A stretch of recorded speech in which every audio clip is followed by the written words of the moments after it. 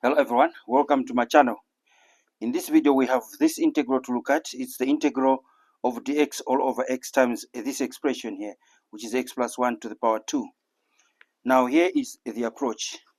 I have said it in my previous videos that when you have an integral to evaluate, please examine the integrand very carefully. Can you use u substitution? Now if you look at the denominator here, we have x outside there. That prevents us from using u substitution.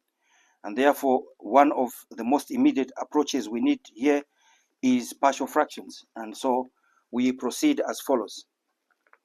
We have the integral of dx all over x open brackets x plus 1, and we have all that squared.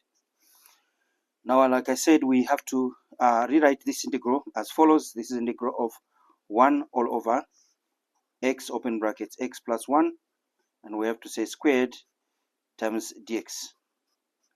Now, notice something here. We have to break this one down into simple fractions by using partial fraction decomposition as follows. So we have 1 all over x plus 1 all squared. Now remember the rules. X is a linear expression, and therefore we can write that as a constant all over x. Now this part here is x plus 1 squared. So we break it down as follows. Plus a constant b all over x plus 1, and then plus another constant c all over x plus 1 all squared. Remember the procedure. When you have a repeated term there, this is how you approach it. You increase the power one step at a time. So x plus 1, and then the next term is going to be x plus 1 squared to get to that. All right, next we simplify the right hand side as follows. The common denominator, LCD, as you can see, is just the product of x and x plus 1 all squared, because these terms, all of them are contained in there. So we take x, divide into that, the answer is x plus 1 squared times a. So we have a times x plus 1 all squared plus this expression into that, the answer is x times one of these times b. So we have bx times x plus 1. Right, and then you have plus that sign there. Next, this expression into that is just x times c, cx. On the left hand side, you still have 1 all over x open brackets x plus 1 all squared. Now, I'm going to have to simplify the right hand side. Notice that the denominators are the same, and therefore we can say numerator equals numerator. So I'm going to rewrite the entire expression as follows. Basically, I'm saying 1 is equal to the numerator up there. If you allow me to expand that, it will be a open brackets x squared plus 2x plus 1. And then this, removing the brackets, distributing bx, you have plus bx squared plus bx, and then plus cx. That's what we have. Now we're saying numerators are the same, so I'm equating numerators. I'm going to distribute a and rewrite the left hand side, remember. So we have, first, let me keep the one the way it is. On the right hand side, I have ax squared plus 2ax plus a plus bx squared plus bx plus cx. Now, put like terms together on the right hand side. What do you have? You have the following. I'm going to keep this one and that one together in a factorized form. So it's a plus b multiplied by x squared, if you take out x squared as a common factor. And then you have this term here, that term and that term, they all contain x. So I'm going to also factorize that, plus 2a, that one, and then plus b plus c plus b. Let me change the marker here. So I'm saying 2a plus b and then plus c. Multiply this by x, and then plus a constant term which is just a. Right, on the left we have 1. Now I'm going to rewrite the left hand side. Let's take this to the next page. Watch how I write 1. How I write 1. This one here. How I change it. I'm going to change it as follows. I'm going to have 0x squared plus 0x plus the constant term 1 is equal to a plus b times x squared plus 2a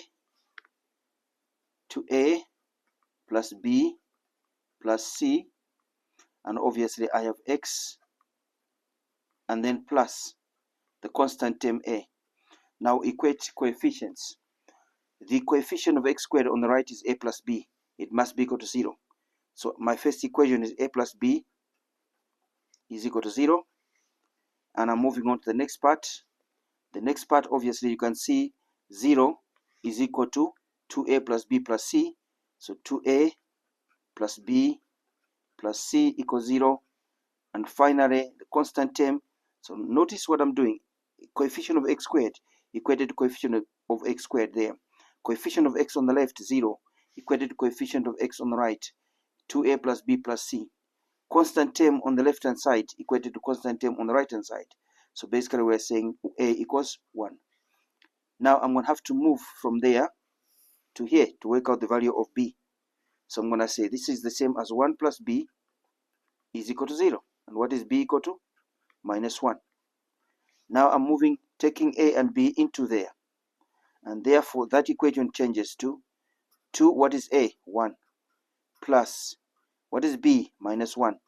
And then plus c is equal to 0. This is 2 minus 1 plus c equals 0. This is 1 plus c equals 0. And therefore c equals minus 1, as you can see. So we've obtained values of a, b, and c. We're moving back into this step here. We now know what a is, b is, and we know what c is. A equals 1, minus 1, minus 1. As you can see, a equals 1, b minus 1, c minus 1. And therefore our integral changes as follows. Taking us to the next page, we are basically saying therefore our integral, which is basically 1 all over x open bracket x plus 1 all squared dx, must change to the integral of, I'm going to open a bracket now. Remember that expression breaks down into this part here with a equals 1, b minus 1, c minus 1.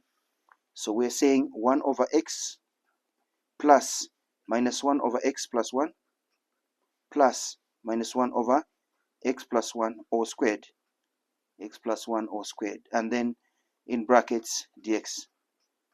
Nice. Now I'm going to distribute the integral and the dx, and I obtain the following. So this is the same as the integral of 1 over x dx, and then I have to say plus the integral of minus 1 all over x plus 1 dx, and then I'm going to have to say plus the integral of minus 1 all over this expression here, which is x plus 1 all squared dx.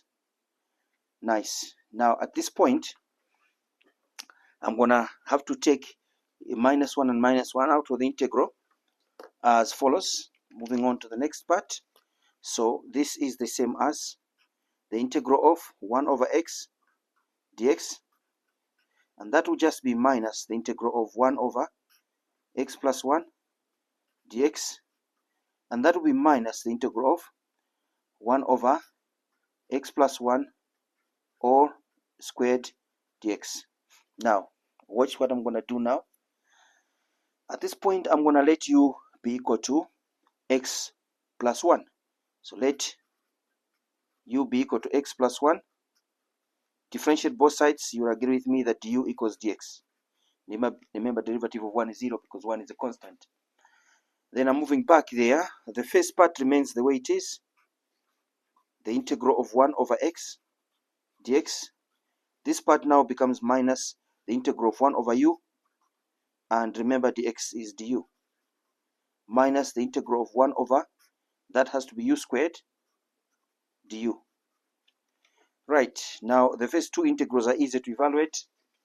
The integral of 1 over x is just the natural log of x, and then we have minus the natural log of u, and then this part here now I'm going to take u squared up. So this is minus the integral of u to the power minus 2 du, and I'm going to have to use power rule there. Completing this now, we have the first part remains the way it is. This is going to be equal to the natural log of u of x minus the natural log of u, and then we have minus, remember power rule, we're going to take u power minus 2, add 1, take that expression, minus 2 plus 1, and divide, and then plus constant of integration. Now let's clean up. Now this is the same as natural log of x minus natural log of u, and then we have minus u to the power minus 1 all over minus 1 plus c.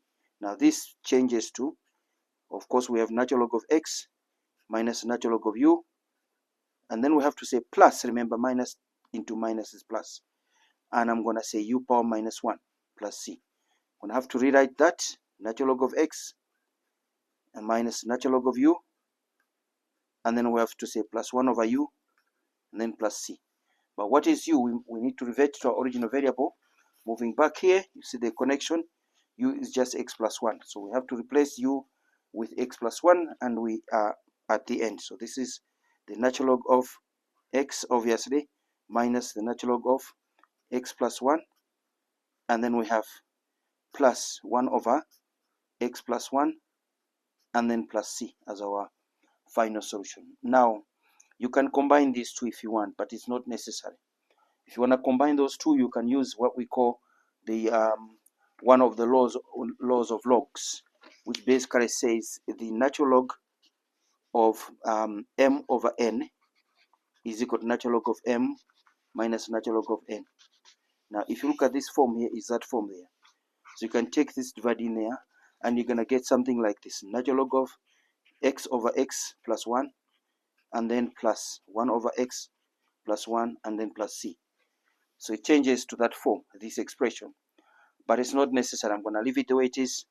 You can simplify it if you want. And yeah, so this is how I'm going to stop. And I hope you found this useful. Your feedback remains critical. For us, it helps us to change or improve on how we present information on this channel to support as many students as possible. And your support is greatly appreciated. When you share these videos with friends, it helps us to grow the channel. All right, I'll see you in the next one.